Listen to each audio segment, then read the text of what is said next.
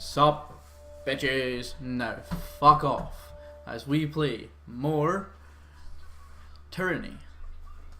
It's weird just to say Tyranny rather than like a load of other fucking things. Anyway, let's play more Tyranny, shall we? Bye bye, Bastard City. We win.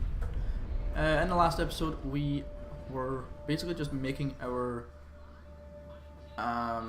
character and developing who our character is. Will pretty much be this episode, I believe. I don't think this episode will be much other than... I don't think this episode will be any gameplay. The Bastard City settled into a new state of normalcy.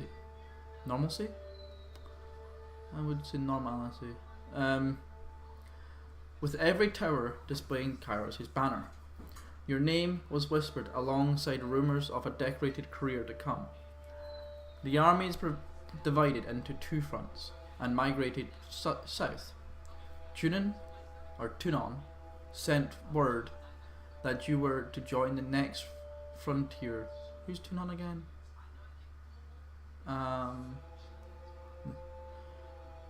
The next frontier of Kyros' conquest. Either as judge and overseer of the settlement of Lethian's Crossing, or as a war advisor with the armies advancing. Okay, so deposits of iron made the settlement of Lethian's Crossing a strategic war asset.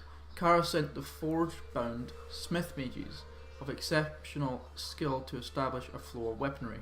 Tunon, the adjudicator, sent later. There's no juice. You'll get juice later, okay? Yes. Sent one of his fate-binders to ensure the enforcement of Kyros' law, or the Apex. The troops of the mountain realm of Apex stood idle in the safety of their valley, biding their time as their neighbours in the Bastard Tier fell. In the second year of war, a joint force of the disfavoured and Scarlet Chorus. I feel Riley, the Unyielding, does not like paperwork, so going to a settlement and being an enforcer in a settlement doesn't sound like fun. However, going to war against a keep sounds like a hell of a lot of fun. So I believe he would probably go to the Apex, whatever this is called, to declare war on, to be at war. The mountain nation of Apex, ruled for generations by the queens of House Vendrian, stood at the heart of the tiers. No army could bypass the landlocked realm without leaving their flank exposed to attack. By the second year of the war, the disfavoured and Scarlet Chorus had pushed deep into the tiers. Elements of both our armies were dispatched to conquer Apex. Tunon assigned you to accompany them, tasked with bringing Kyros' law to the territory as well as keeping an eye on both armies. Okay, so we have the Battle of Edgering Pass. The disfavoured sent their most destructive ally to crush Edgering Fort. Cairn, Archon of Stone, buried the stronghold under an avalanche triggered from the surrounding mountains.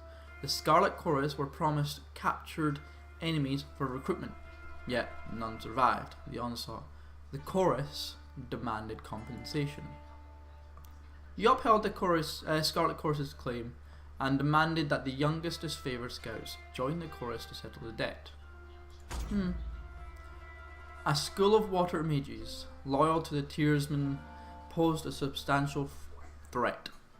The disfavoured wished to annihilate the school, while the Scarlet Chorus insisted on capturing the mages, wishing to learn their craft. I think I'll capture the mages. Yeah, like capturing them sounds like more fun. And yeah. Though countless lives were lost taking the mages in custody, the Scarlet Chorus praised your name as they dragged the beaten elders of the school to the voices of Nerat's tent. As a wave of screams and incoherent pleas reached their crescendo, the Scarlet Chorus soldiers outside cheered for their Archon.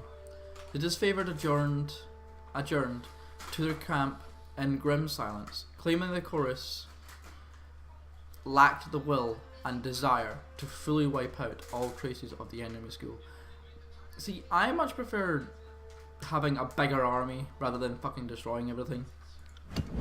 So I'm pretty glad I'm choosing the chorus over the disfavored. Well, my character probably, as a fighter, he feels more allies is probably better than less allies. But again, he doesn't mind using his might to one-on-one people. When Kyros' forces captured a celebrated enemy hero, the armies bickered over his fate. The disfavored wanted him set free to convince his peers of Kyros' mercy.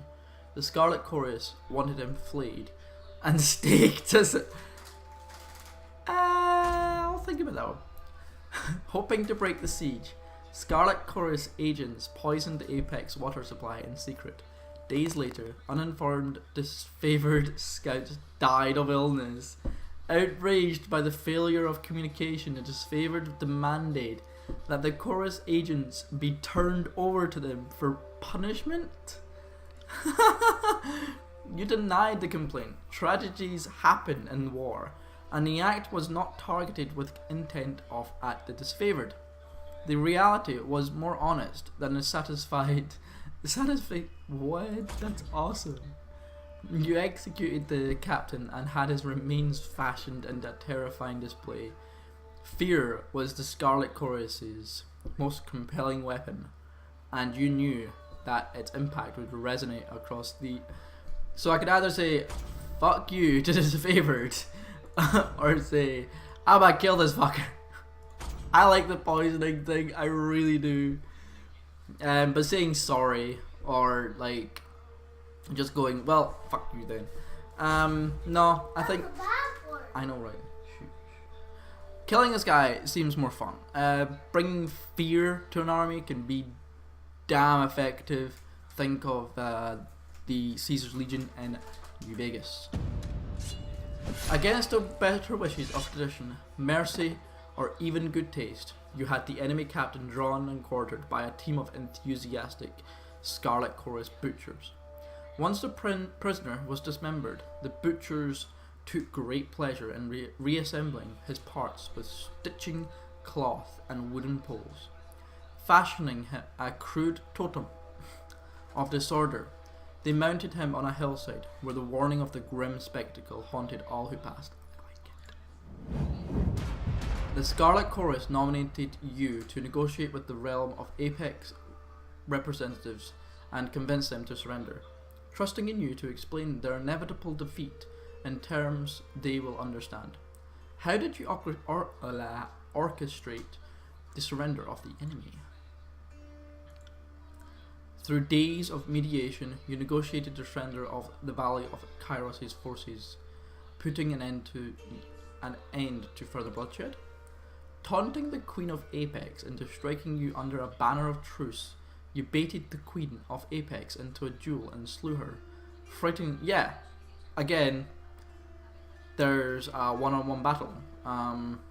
Again, my character would probably prefer a one-on-one battle over peaceful negotiations. Killing the head is, he feels better than keeping the head alive and maybe sowing dissent, but making her vassals fearful of your character is more tyrannical, he feels, and so killing the overall head is best. The Scarlet Chorus urged you to show the Overlord's strength by any means necessary. During peace talks, a well-placed insult goaded the Queen of Apex into striking you. You responded to the slight by challenging her to a duel. Though the Queen was skilled in battle, your field experience outmatched her court training.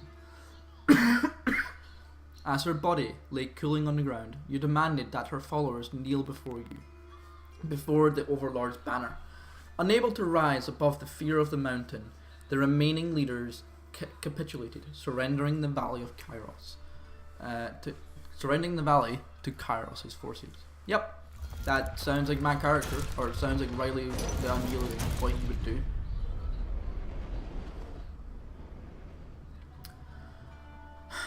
The land of Apex finally rested in the hands of Kyros' forces.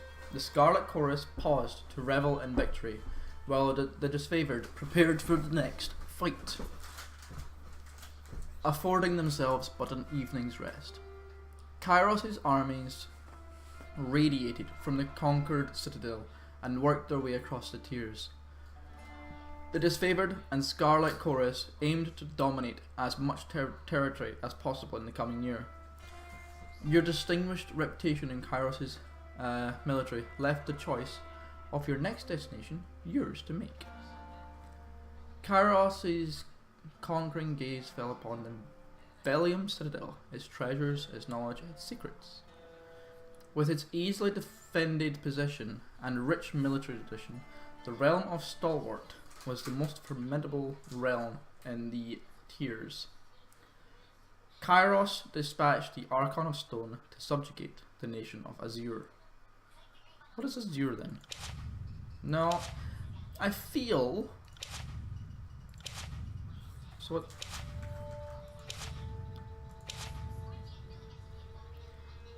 I feel that the Citadel has lots of lots of treasure and knowledge. The Azure is a nation, like a massive fucking nation. Stalwart is also a massive nation, but they have the best military. It feels. So I think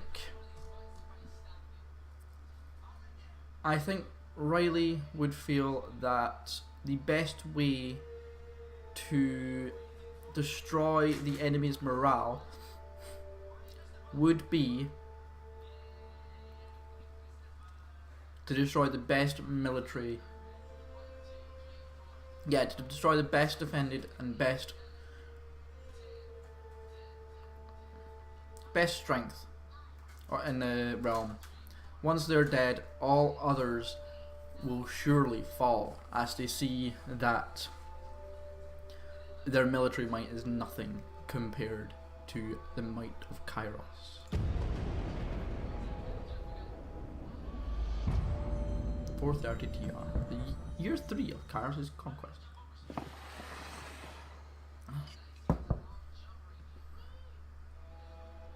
The realm of Stalwart was best known for its proud army, disciplined, courageous, and undefeated on their home soil. Skill and resolve made Stalwart a military power that Kyros' forces approached with due caution.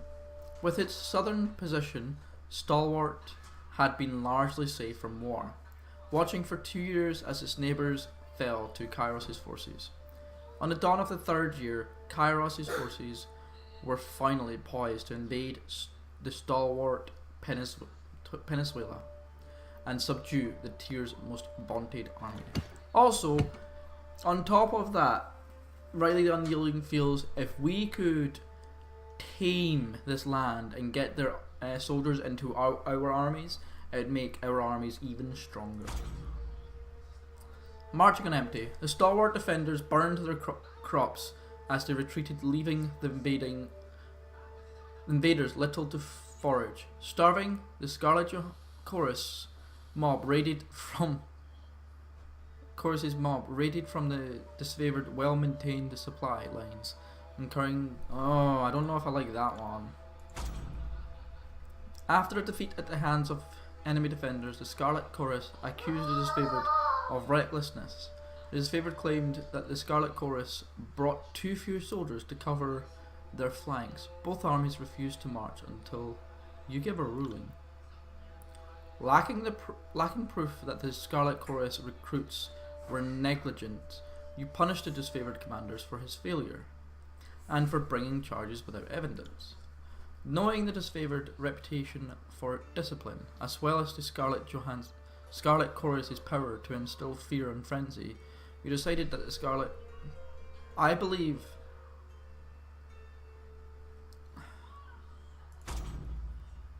I think this one's better. Although the Scarlet Chorus... You ordered that the thieving Scarlet Chorus soldiers be spiked at their efforts. By your command, the spheres shared their provisions. The thieves each lost a hand. Yeah. Okay, I believe that is what I would try to do. Improving morale for both sides. They're your army. Again, I did say that Riley the Unyielding does think fear is an effective weapon. But killing of your army isn't a great thing either. He likes fear, but he's not stupid. So he feels that having the disfavored share the provisions with the Scarlet Chorus would be the best course of action for now. However, the thieves do deserve to lose a hand. Scarlet Chorus commanders argued that the Horde was starving. Being the largest of Kyros' army, they were also the least provisioned. The men were wrong to steal, but the disfavored were equally wrong to withhold supplies from their allies. You agreed with the Chorus version of events and ordered that the disfavored supplies be shared. The thieves themselves would be punished with loss of a hand and returned to the front lines.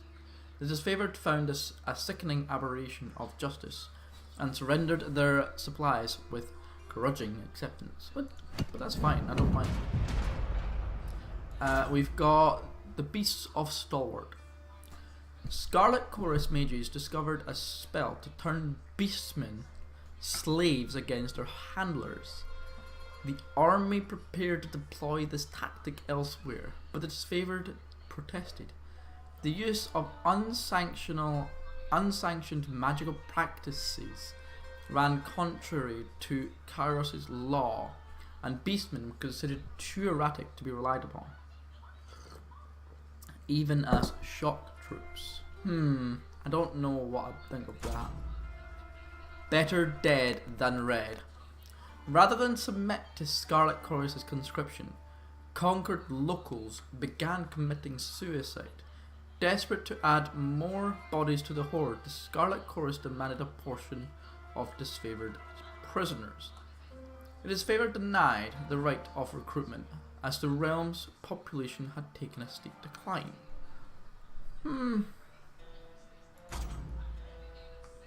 If it's against Kyros' law, then I would agree with the disfavored. Same here. Although I agree with the prisoners being handed over to Scarlet Chorus, it doesn't matter if they're not willing to join and they're willing to die.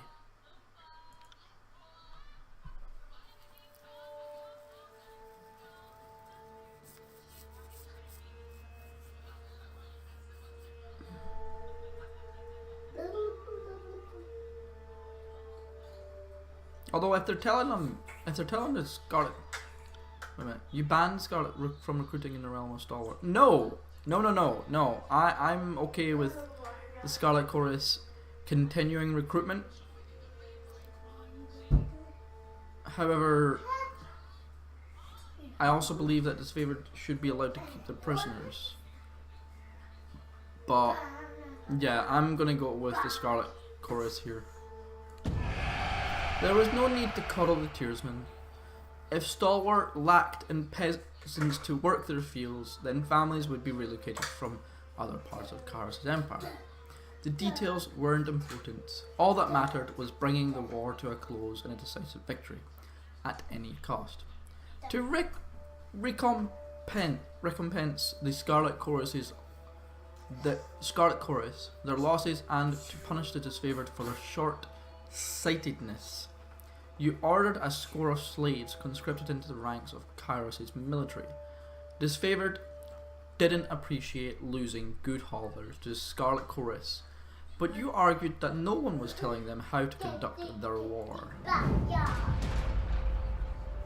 The disfavored carved a slow, steady path into the heart of Stalwart and surrounded the enemy's massive fortress.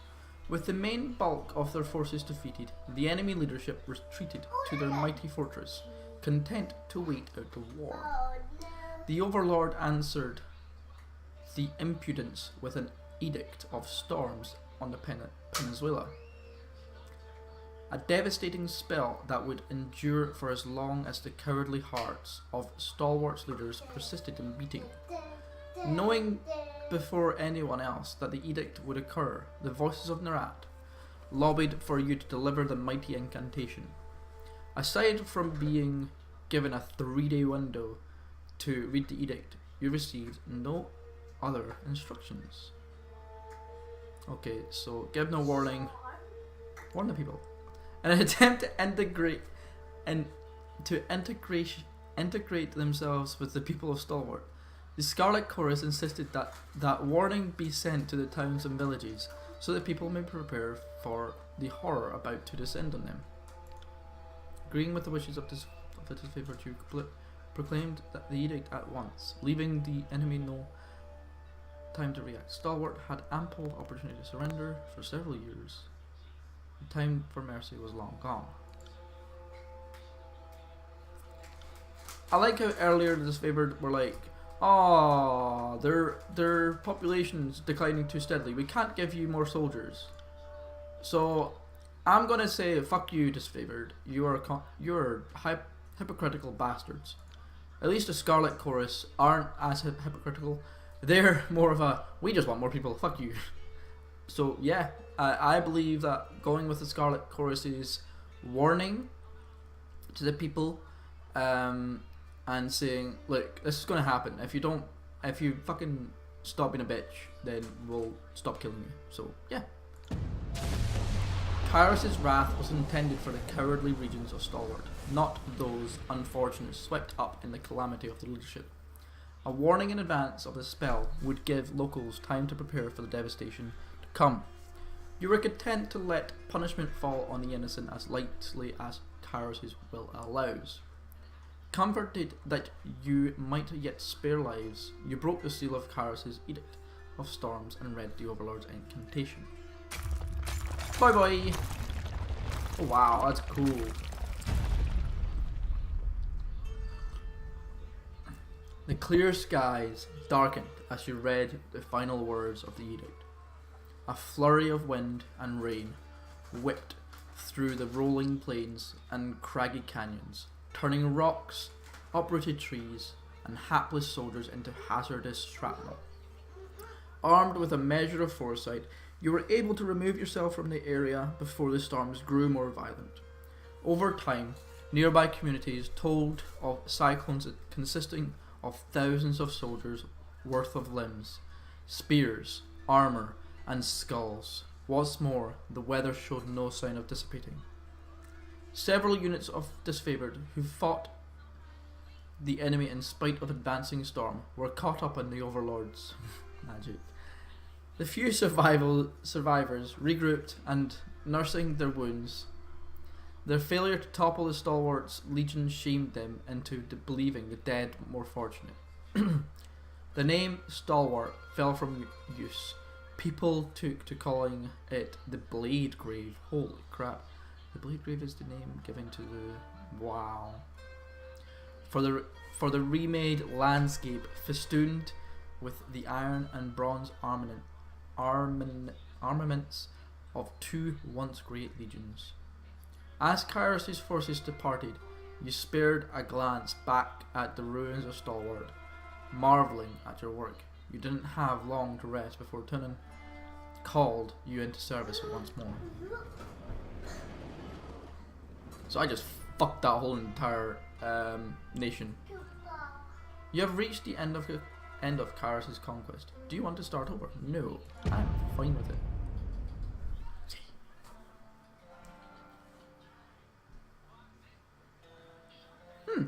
Well, that worked really damn well, I think. I think that one day. I think that works. Hi to the person on YouTube.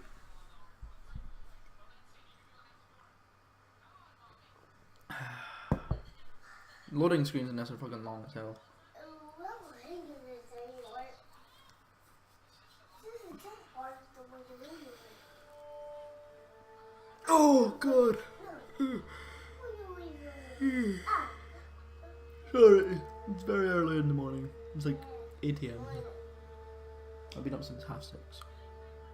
No, since 5, I think. I've been up for 3 hours already. Sorry. And I bought quite a few games.